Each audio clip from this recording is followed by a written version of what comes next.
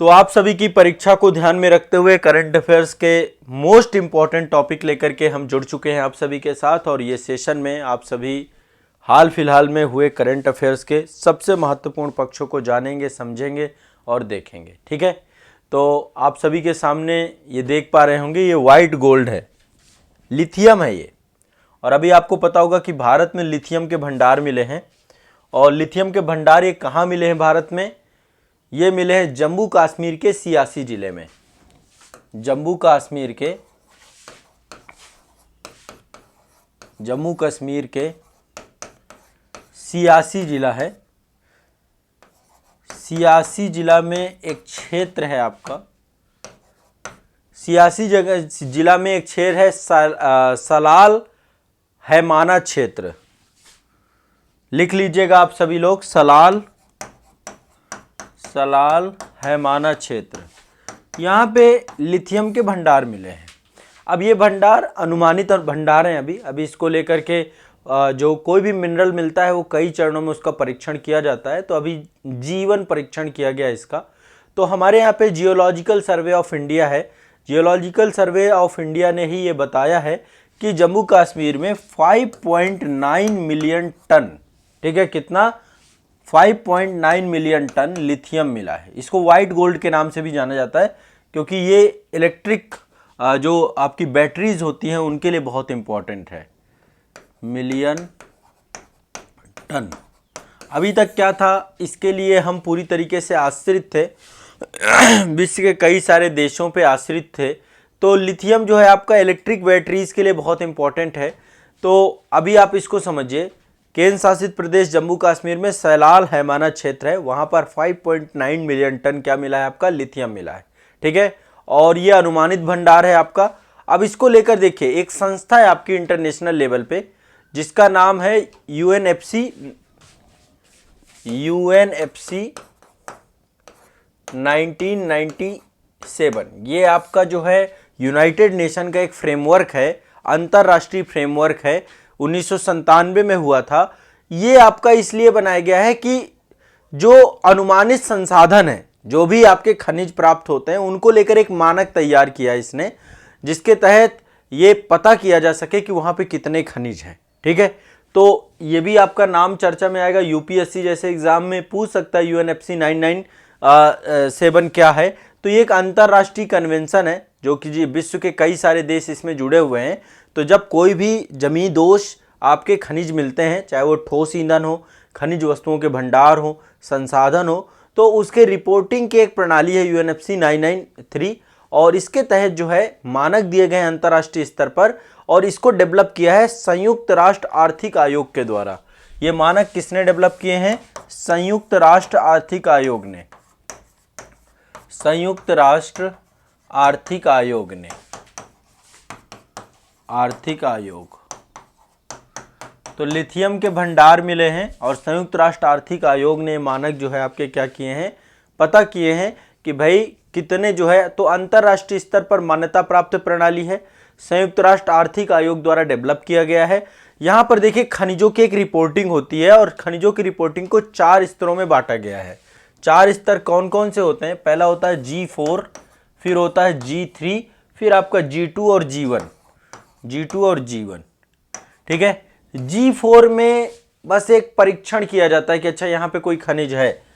G4 सबसे पहले G4 होता है जिसमें परीक्षण किया जाता है।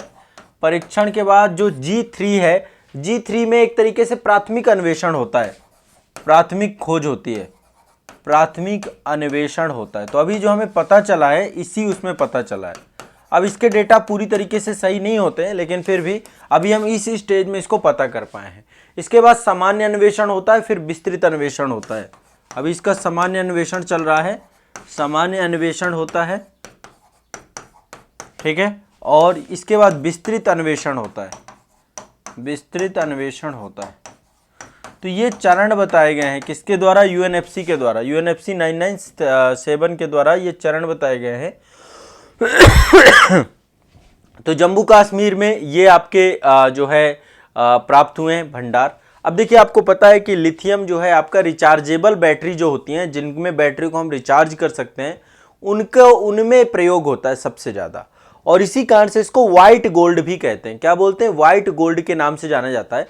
ये आपका सफ़ेद कलर का होता है, आप देखिए, ये आप देख सकते हैं, ये है आपका सफ़ेद कलर का होता है, चांदी जैसी सफ़ेद धातु होती है, उसी तरीके से इसको देखा जाता है। तो ये आपका हार्ड रॉक में मिलता है और कई जगह पे ब्राइन पुलों में वाष्पीकरण द्वारा भी इसको निष्कर्षण किया जाता है। इसका उपयोग कहाँ कहाँ पे होता है इसका? जैसे लैपटॉप है, लैपटॉप की बैटरी में भी लिथियम का प्रयोग होता है। मोबाइल की बैटरी, जो आप मोबाइल देख रहे हैं, इसमें भी आपका लिथियम का प्रयोग होता है। अभी इलेक्ट्रिक व्हीकल इंडिया में चल रहे हैं, वहाँ पर भी जो बैटरी बन रही हैं उसमें भी लिथियम का बहुत ज़्यादा प्रयोग होता है। तो अभी हमारा जो लिथियम, भारत जो है ना ज़्यादातर इम्पोर्ट करता था। हम क्या करते थे? इम्पोर्ट करते थे। अभी देखिए, विश्व में लिथियम वाले जो देश हैं, सबसे ज़्यादा लिथियम पाया जाता है चिली में, फिर ऑस्ट्रेलिया में, और इसके बाद अर्जेंटीना में। 5 देश में आपको 3 देश बता रहा हूँ। सबसे ज़्यादा है चिली में लिथियम, चिली के बाद है दूसरे नंबर पे आपका कौन सा है? ऑस्ट्रेलिया में है, और तीसरे नंबर पे आपका अर्जेंटीना में भी लिथियम पाए जाते हैं। ठीक है, तो लिथियम वाले टॉप 3 कंट्री ये हैं आपके। लिथियम ट्रिकोड भी बोला जाता है। चिली, अर्जेंटीना और बोलेविया, ये सारे आपके दक्षिण अमेरिका वाले देश हैं। इन तीनों देशों में लिथियम के अपार भंडार पाए जाते हैं। इसको लिथियम त्रिकोण भी कहते हैं। ठीक है, चिली,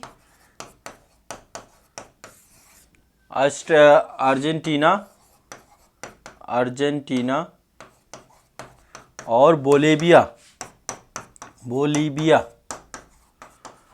इन तीनों कंट्री को लिथियम त्रिकोण कहते हैं, क्योंकि यहाँ पे लिथियम के बहुत सारे भंडार पाए जाते हैं। ठीक है, भारत में देखो लिथियम के भंडार अभी तक जहां जहां मिले, एक तो कर्नाटक में लिथियम है, हमारे यहाँ पे मांडा जिला में लिथियम है, काफ़ी ज़्यादा पाए गए हैं।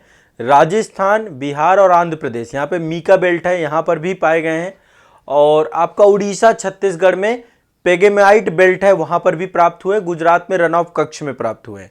जम्मू कश्मीर में एक बहुत बड़ी उपलब्धि है, इतने बड़े भंडार हमें सुनने में आ रहे हैं। तो वर्तमान में भारत जितना भी लिथियम है वो ज़्यादातर आयात करता है, इंपोर्ट करता है। लिथियम बैटरी भारत में आयात होती है, वैसे भी लिथियम बैटरी बनती है विदेशों में और फिर भारत में इंपोर्ट करते हैं। तो अब जो है ये मिल जाने से सबसे पहली बात, हमारे यहाँ पे इलेक्ट्रिक उपकरण आने वाले समय पे यदि इसको सही तरीके से हम प्रयोग कर पाए तो इलेक्ट्रिक उपकरण हमारे यहाँ पे सस्ते हो जाएंगे। इलेक्ट्रिक उपकरण सस्ते होने के साथ साथ ईवी जो इलेक्ट्रिक व्हीकल है उसके लिए हमारे लिए बहुत इंपॉर्टेंट हो जाएगा आपका। ठीक है, तो ये आपको दिमाग में बैठा के चलना है। लिथियम को लेकर के इतनी सारी चीज़ें आपको ध्यान में रखना है। ठीक है, क्लियर है, स्पष्ट है? तो अभी तक हम इंपोर्ट करते हैं और ये पहली बार जम्मू कश्मीर में इतने बड़े भंडार मिले, ये बहुत बड़ी चीज़ है।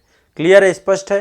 तो ये आपको ध्यान रखना है और ये जो आपका इंपॉर्टेंट है, इससे जुड़े हुए क्वेश्चन आपको पूछा जाएगा। क्लियर है, स्पष्ट है सभी को? ठीक, तो लिथियम को लेकर के ध्यान रखना है। जम्मू कश्मीर में भंडार मिले, सभी लोग इसको जानते हैं। ये आप देख रहे हैं तबाही के मंजर हैं, आप सभी शायद चर्चा में पिछली बार बहुत रहा है, और ये बड़े तबाही के मंजर हैं अंतर्राष्ट्रीय स्तर पे। और ये तुर्की में भूकंप आया है, उसकी कुछ आपके सामने तस्वीरें हैं।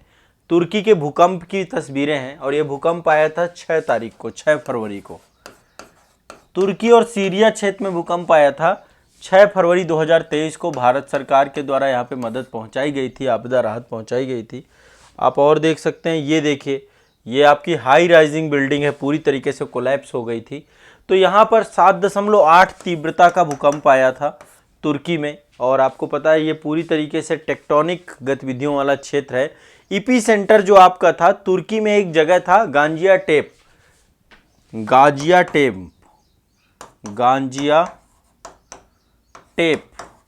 ये आपका ईपी सेंटर था। मतलब कि यहीं पर भूकंप आपका पहली बार जो है पृथ्वी में पहुंचा, मतलब उद्भव हुआ। तो गाजियाटेप शहर के पास जो है आपका यहाँ पे ईपी सेंटर था, और इसके कारण से जो है मतलब बड़े स्तर पे तुर्की और सीरिया, इन दोनों देशों में बड़े स्तर पे क्षति हुई है। आप ये तस्वीर से अनुमान लगा सकते हैं क्या हालत हुई होगी, है ना। पूरी का पूरा ये शहर आपका जो है ध्वस्त हो गया है, और ऐसे में लगभग 57,000 लोग, एक बड़ी त्रासदी के तौर पे लोग इसमें समाप्त हो गए तुर्की के भूकंप में। तो एक तो आपको ये याद ध्यान रखना है। अब इसमें भारत सरकार ने क्या किया, भारत सरकार ने एक अभियान चलाया था राहत और बचाव कार्य का, जिसका नाम था ऑपरेशन दोस्त। क्या नाम था? ऑपरेशन दोस्त। ऑपरेशन दोस्त हमने चलाया था और ऑपरेशन दोस्त के माध्यम से तुर्की के लिए बहुत सारी मदद हमने दी थी। ठीक है, बहुत सारी मदद दी थी। और इसमें भारत के द्वारा मलबे के नीचे जो लोग फंसे हुए थे, ये मलबा आप देख रहे हैं, बहुत सारे लोग इसके नीचे फंसे हुए थे, इसके लिए गरुड़ एरोस्पेस ड्रोन, एक ड्रोन हमने प्रयोग किया था। और डॉग स्क्वाड भी भारत से यहाँ से गया था, उसके द्वारा भी काम किया गया था।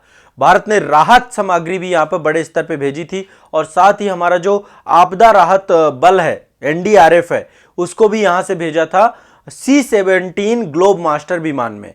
तो यहां से बड़े स्तर पर राहत और आपदा बचाव कार्य के लिए भारत के द्वारा काम किया गया है। ठीक है, ऑपरेशन दोस्त याद रखिएगा। और ये तुर्की में भूकंप जो है आपका 6 फरवरी को भूकंप आया है। ठीक है, और 6 फरवरी को ये भूकंप जो आया है ये 7.8 तीव्रता का था, जिससे तुर्की में 57,000 लोग तुर्की और सीरिया दोनों में खत्म हो गए। ठीक है, अच्छा, अब ये तो बात रही आपके जो है तुर्की की। भारत की हालत भी खराब थी। अभी देखो, एक ऑपरेशन गंगा मैंने बताया था, ऑपरेशन गंगा रसिया और यूक्रेन का दोनों से जुड़ा हुआ है। रसिया यूक्रेन में जो फंसे, यूक्रेन में फंसे भारतीय थे, उनको वहां से बाहर निकालने के लिए ऑपरेशन गंगा चलाया गया था। ठीक है, चलिए अभी मैं कुछ ऑपरेशन और बताऊंगा, इंपॉर्टेंट ऑपरेशन है। अभी सूडान के लिए ऑपरेशन कावेरी चलाया गया था, वो भी मैं बता दूंगा। ठीक है, तो ये आपका जोशीमठ है हमारा, ये उत्तराखंड का है और चमोली डिस्ट्रिक्ट पड़ता है आपका। चमोली में ही आपका ये जोशीमठ एक जगह है। जोशीमठ में आपको पता होगा जनवरी 2023 में इसरो ने एक रिपोर्ट दी थी और बताया था कि भाई भूधसाव हो रहा है, बहुत तेज़ी से ज़मीन नीचे धंस रही है। अब देखो, यहाँ पे इंफ्रास्ट्रक्चर वर्क चल रहे हैं, 4 धाम यात्राएं जो हैं उनको आसान बनाने के लिए, सहूलियत के लिए रेलवे मार्ग बिछाया जा रहा है, बड़े स्तर पे पहाड़ों के साथ छेड़छाड़ हो रही है, सड़कें बनाई जा रही हैं। तो निश्चित तौर पे लैंड जो है नीचे धंस रही है। और उसी का जो है परिणाम ये था कि जोशीमठ में लोगों के घर पूरे टूट गए, बड़ी संख्या में लोगों के घरों में दरारें आ गईं, जगह पूरी तरीके से घरों टूट, लोगों को विस्थापन करना पड़ा। ठीक है, तो जोशीमठ चमोली जिले का एक छोटा सा शहर है। ठीक है, और जोशीमठ में बड़े में लगभग 9 सेंटीमीटर का धंसाव उत्पन्न हुआ है। 9 सेंटीमीटर जमीन नीचे धंस चुकी है। ठीक है, और इसके कारण से पूरे घर द्वार सारी चीज़ें टूट चुकी है। इसरो ने इसको तैयार करने के लिए एक उपग्रह का प्रयोग किया था, जिसका नाम था कार्टोसैट 2S। एक उपग्रह का प्रयोग किया गया था जिसका नाम है कार्टोसैट 2S। कार्टोसैट 2S, इस उपग्रह का प्रयोग करके ये सारी की सारी तस्वीरें आपकी खींची गई थी और इससे जानकारी प्राप्त की गई थी कि जोशीमठ कितना धंसा है। ठीक है, तो ये भी ध्यान रखिएगा। और जोशीमठ के बारे में आपको और बता दूं, जोशीमठ क्या पूरा उत्तराखंड भूकंपीय जोन 4 में आता है। किस में आता है? भूकंपीय जोन 4 में। तो भूकंपीय जोन 4 आपका सबसे हाईएस्ट जो है भूकंपीय जोन है। ये तो लैंडस्लाइड है जो कि जो वहाँ पे गतिविधियाँ चल रही डेवलपमेंट की, उसके कारण से चीज़ें हुई हैं। तो ये भी ध्यान रखिएगा, जनवरी में ये घटना भी बहुत खतरनाक थी आपकी। अब चलिए, ये एक इम्पॉर्टेंट अगली न्यूज़ है। उत्तर भारत का पहला परमाणु संयंत्र बन रहा है। केंद्रीय विज्ञान और प्रौद्योगिकी मंत्री जितेंद्र सिंह जी के द्वारा घोषणा की गई है कि हरियाणा में एक छोटा सा गांव है जिसका नाम है गोरखपुर। देखो, एक तो गोरखपुर उत्तर प्रदेश का है, ये आपका हरियाणा का है गांव गोरखपुर। गोरखपुर, यहां पर क्या बनाया जा रहा है? यहां पर परमाणु विद्युत संयंत्र बनाया जा रहा है। क्या बनाया जा रहा है? परमाणु विद्युत संयंत्र बनाया जा रहा है। तो ये उत्तर भारत का पहला परमाणु विद्युत संयंत्र होगा। यहाँ पे लगभग 560 हेक्टेयर भूमि पर ये बन रहा है। 2800 मेगावाट बिजली यहाँ से पैदा की जाएगी। 2800 मेगावाट बिजली यहाँ से पैदा की जाएगी। ठीक है, तो उत्तर भारत का पहला न्यूक्लियर पावर प्लांट बनाया जा रहा है। कहाँ पे? हरियाणा के गोरखपुर में। गोरखपुर पावर प्लांट है आपका ये। ठीक है, तो ये ध्यान रखिएगा, इसको 2 चरणों में काम किया गया। इसका शिलान्यास वैसे 2014 में हो गया था। 2014 में इसका शिलान्यास किया गया था इस पावर प्लांट का। इसका पहला चरण 2025 में पूरा हो जाएगा। ठीक है, और 2028 में ये कंप्लीट हो जाएगा पूरी तरीके से। 2028 में पूरी तरीके से बन जाएगा आपका। तो केंद्रीय मंत्री हैं और उनके द्वारा बोला गया कि परमाणु ऊर्जा विभाग के द्वारा परमाणु ऊर्जा संयंत्र खोलने के लिए ये जो है पूरा तरीके से काम किया जा रहा है। और इसमें देखिए गोरखपुर हरियाणा अणु विद्युत योजना के तौर पे ये पूरा का पूरा आपका बनाया जा रहा है। तो यहाँ पे 2 यूनिट बनाई जाएंगी और लगभग 2800 मेगावाट जो है आपकी विद्युत क्षमता उत्पादन के लिए काम किया जाएगा। ठीक है, कहाँ पड़ता है ये? हरियाणा में फतेहाबाद जिला पड़ता है, वहां पर है गोरखपुर आपका, फतेहाबाद जिला में, फतेहाबाद जिला, वहां पर है गोरखपुर गांव, वहां पर बन रहा है आपका विद्युत संयंत्र। ठीक है, न्यूक्लियर एनर्जी को लेकर के। देखिए अभी तक दक्षिण भारत में ज्यादा हम केंद्रित थे, दक्षिण भारत में कुणकुलम हो गया, महाराष्ट्र में हो गया, काफी ज्यादा यहीं पे बन रहे थे। अब उत्तर भारत में जो है परमाणु ऊर्जा संयंत्र बनाने की काम चल रहा है बहुत तेजी से। ठीक है, ये आप देख पा रहे होंगे। तो केंद्र का हरियाणा को सबसे बड़ा तोहफा ये परमाणु ऊर्जा संयंत्र। तो परमाणु ऊर्जा संयंत्र पहले देश के तमिलनाडु और आंध्र प्रदेश और दक्षिण भारतीय राज्यों में ही, महाराष्ट्र तक सीमित थे। अब केंद्र सरकार इनका विस्तार कर रही है उत्तर भारत में। ठीक है, तो जितेंद्र सिंह जी हैं केंद्रीय विज्ञान प्रौद्योगिकी राज्य मंत्री दिल्ली, इनके द्वारा ये पूरा का पूरा वक्तव्य दिया गया है। चलिए, तो एक तो ये ध्यान रखिएगा, इसके बारे में भी क्वेश्चन पूछा जा सकता है कि कहाँ बन सकता है। दूसरा देखिए, ये हमारा इसरो का रॉकेट है।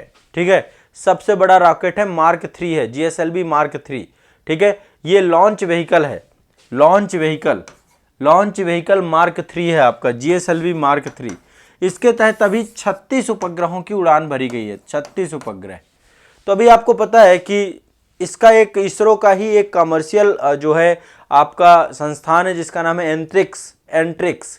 तो भारतीय अंतरिक्ष अनुसंधान संगठन इसरो के द्वारा 26 मार्च 2023 को भारत का सबसे बड़ा और सबसे भारी आपका जो लॉन्च व्हीकल है, जिसको हम बोल रहे हैं LVM3 मतलब लॉन्च व्हीकल मार्क 3, रॉकेट से श्रीहरिकोटा में सतीश धवन अंतरिक्ष केंद्र है, वहां से इसको लॉन्च किया गया। ठीक है, और इसमें ब्रिटेन के लगभग ये आपके सारे के सारे उपग्रह थे। ब्रिटेन के एक्सेस एसोसिएटेड लिमिटेड के लगभग OneWeb के 36 उपग्रहों को हमने यहाँ से लॉन्च किया। तो ये ब्रिटेन के उपग्रहों को लॉन्च किया गया है और इसमें भारत एक बड़ी उपलब्धि हासिल करता जा रहा है कि विश्व के देश, क्योंकि भारत से उपग्रहों को लॉन्च कराना बहुत सस्ता पड़ता है, इसरो ने इस तरीके से टेक्नोलॉजी को डेवलप किया है और 100% सक्सेस रेट है ना। आज तक जो है पहले PSLV था, अब GSLV है, तो GSLV से बहुत बड़ी संख्या में हम उपग्रहों को अंतरिक्ष में छोड़ सकते हैं। ठीक है, तो ये ध्यान रखिएगा। तो विश्व में ब्रॉडबैंड सेवाओं को जो है बेहतर करने की दिशा में OneWeb ये उपग्रह आपके छोड़े गए। क्लियर है, तो इसके बारे में भी आपको थोड़ा सा ध्यान रखना चाहिए, ये क्वेश्चन कई बार पूछता रहता है। तो ये आपको पता है, ये लॉन्चिंग पैड है, ये लॉन्चिंग बिल्डिंग है, इस लॉन्चिंग बिल्डिंग की तस्वीर आप हमेशा देखते हैं। और ये आपका जो है ये देखिए, आप देखिए पहले SLV था, SLV मतलब कि आपका जो है ये भी एक लॉन्च व्हीकल है। फिर इसके बाद PSLV polar satellite launch vehicle, फिर GSLV जियो सैटेलाइट लॉन्च व्हीकल, अब GSLV मार्क 3 है, सबसे बड़ा है हमारा। ठीक है, इसमें उपग्रहों को हम भेजते हैं। ठीक है, और ये लॉन्च बिल्डिंग है, ये लॉन्च बिल्डिंग है। ठीक है, इसी बिल्डिंग में आप हमेशा तस्वीरें देखते होंगे। तो इसरो के द्वारा ये पूरा एक क्रमिक विकास किया गया है, तो अभी ये छोड़ा गया, आपको इसको ध्यान रखना है।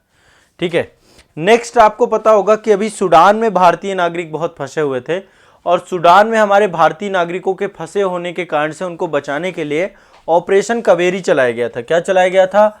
ऑपरेशन कावेरी।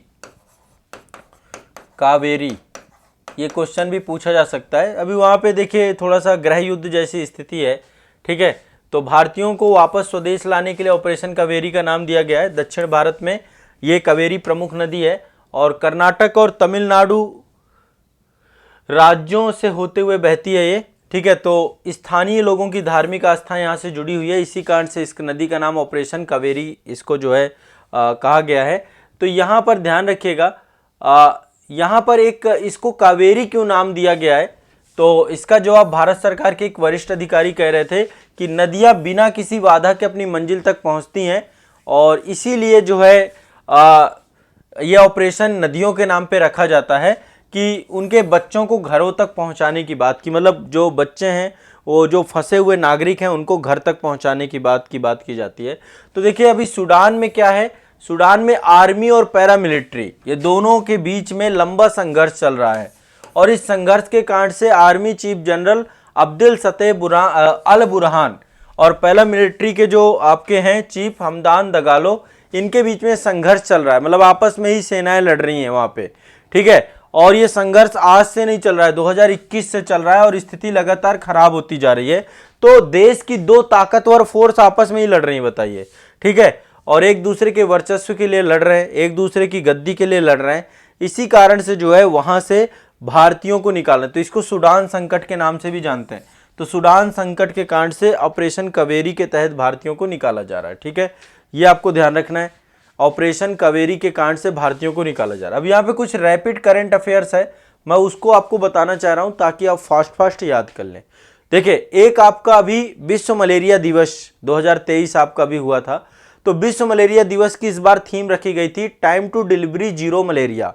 ध्यान रखिएगा एक बार, time to delivery zero malaria आप लिखते जाओ। विश्व मलेरिया दिवस हुआ था, उसमें time to delivery zero malaria उसका रखा गया था। भारत ने 2030 तक मलेरिया पूरी तरीके से समाप्त करने को लेकर के लक्ष्य रखा है। और आपको पता है कि एनाफ्लीज मच्छर होता है, एनाफ्लीज मच्छर के काटने, मादा एनाफ्लीज होती है, उसके काटने से मलेरिया आपका होता है। तो time to delivery zero malaria ये थीम रखी गई थी इस बार के उसमें। एक चीज और याद ध्यान रखिएगा, भारत की पहली वाटर मेट्रो चलाई गई कोच्चि में, जल के अंदर से मेट्रो चलाई गई कोच्चि में, यह भी लिख लीजिए। भारत की पहली वाटर मेट्रो कहां चलाई गई, ठीक है। मैं कुछ रैपिड करंट अफेयर्स आपको करवा रहा हूं ताकि आप फास्ट कुछ करंट अफेयर्स लिख लें। कोच्चि में कहां चलाई गई, कोच्चि में कहां चलाई गई, कोच्चि में। और भारत की पहली अंडर वाटर मेट्रो चलाई गई कोलकाता में, जो पानी के नीचे से जा रही थी वो है कोलकाता में, ठीक है। तो भारत की पहली वाटर मेट्रो कोच्चि में और अंडर वाटर मेट्रो कहां चलाई गई, कोलकाता में। क्लियर है, स्पष्ट है, कोई दिक्कत नहीं है। इसके बाद देखिए, एक विश्व बैंक के द्वारा एक इंडेक्स जारी किया गया है, लॉजिस्टिक परफॉर्मेंस इंडेक्स। विश्व बैंक के द्वारा जारी इंडेक्स है लॉजिस्टिक परफॉर्मेंस इंडेक्स। कौन सा है, logistic performance index, logistic performance index. इसमें भारत का 38वां स्थान है। लॉजिस्टिक परफॉर्मेंस इंडेक्स, जो लॉजिस्टिक है, गुड्स है, सामान है, उसमें से भारत का 38वां स्थान है, ठीक है, ध्यान रखना है। उत्तर प्रदेश में समय समय पर निवेश समितियां होती रहती हैं, तो इसमें सर्वाधिक इन्वेस्टमेंट पाने वाला जो उत्तर प्रदेश का जिला है वो है गौतम बुद्ध नगर। गौतम बुद्ध नगर को सबसे ज्यादा निवेश मिला है, इसके बाद सोनभद्र को मिला है, फिर बरेली, लखनऊ, कानपुर नगर, ठीक है। थोड़ा सा टॉप 5 आप लिख लीजिए। सर्वाधिक इन्वेस्टमेंट किसको मिला है, गौतम बुद्ध नगर को, फिर सोनभद्र को, फिर बरेली को, फिर लखनऊ को, फिर कानपुर नगर को, ठीक है। एक चीज और ध्यान रखिएगा, बनारस में एक कुंभ मेला आयोजित किया गया। बहुत फास्ट लिखिए जितनी चीजें बता रहा हूं। उत्तर प्रदेश में टॉप 5 जिले जिनको निवेश प्राप्त हुआ है, नंबर 1 गौतम बुद्ध नगर, बरेली, वो माफ करिएगा सोनभद्र, फिर बरेली, फिर लखनऊ, फिर कानपुर नगर, ठीक है, ये ध्यान रखिएगा। बनारस में एक जो है मेले का आयोजन किया गया था, गंगा पुष्करम कुंभ मेला आयोजन। ये देखो, अब ऐसे भी क्वेश्चन पूछ सकता है, तो मैं आपको थोड़ा सा रैपिड बता रहा हूं। गंगा पुष्करम कुंभ का आयोजन किया गया था अभी, कहां पे, वाराणसी में। ये भी आपको रफली याद रखना है, ठीक है। इसके बाद देखिए जो है एक दो करंट अफेयर्स और बताऊंगा, इसके बाद आपको फिर ध्यान रखना है, ठीक है। चलिए, नेक्स्ट है आपका, अभी देखिए हाल फिलहाल में जल बजट अपनाने वाला भारत का पहला राज्य बना है केरल, जिसने जल बजट बनाया है। जल बजट बनाने वाला भारत का पहला राज्य बन गया है केरल। भारत का पहला राज्य बन गया केरल। जल बजट अपनाने वाला भारत का पहला राज्य है केरल, ठीक है। और एक चीज और ध्यान रखिएगा, अज्ञात शव, जितने भी अज्ञात शव हैं जिनकी पहचान नहीं हो पाती है, उनके डीएनए का डेटाबेस बनाने वाला पहला राज्य बना है हिमाचल प्रदेश, ठीक है। पहला बना है आपका हिमाचल प्रदेश। हाँ, तो अज्ञात शवों का डेटाबेस बनाने वाला भारत का पहला राज्य बना है, अज्ञात शवों का डेटाबेस बनाने वाला पहला राज्य आपका बना है हिमाचल प्रदेश।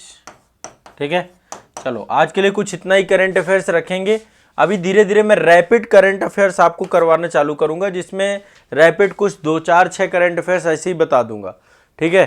तो ये आप सभी के लिए करंट अफेयर्स से जुड़ी हुई बातें थी। देखिए आज हमने क्या क्या किया, सबसे पहले मैंने लिथियम के भंडार आपको बताए, ठीक है, कि भारत में लिथियम के बड़े भंडार मिले हैं आपको। इसको लेकर के क्वेश्चन पूछा जा सकता है क्योंकि बड़ा चर्चा में रहा है और लिथियम को ही व्हाइट गोल्ड के नाम से जानते हैं। तो ये आपको लिथियम के भंडार मिले हैं जम्मू कश्मीर के सियासी क्षेत्र में, सलाल हैमाना क्षेत्र में आपके लिथियम के भंडार मिले हैं। और लिथियम के भंडार के बाद दूसरा जो मैंने आपको बताया, दूसरा टॉपिक मैंने बताया तुर्की में भूकंप आया है, ठीक है, इससे क्वेश्चन पूछा जाएगा, ठीक है, 6 फरवरी 2023 को। तो मैं एक बार आपदाओं से जुड़े तुर्की और सीरिया दोनों जगह पे आया है। ऑपरेशन दोस्त हमने चलाया था यहाँ पे राहत आपदा के लिए, ठीक है, राहत आपदा के लिए। इसके बाद ये जोशीमठ की स्थिति है, जोशीमठ में भी स्थिति खराब हुई थी जनवरी में, ठीक है। और कोर्टोसैट 2S के द्वारा इसरो ने बताया था कि लगभग 9 सेंटीमीटर ज़मीन धंस चुकी है नीचे। इसके बाद जो है ये उत्तर भारत का पहला न्यूक्लियर पावर प्लांट आपका फतेहाबाद गोरखपुर में लगाया जा रहा है, हरियाणा में, ठीक है।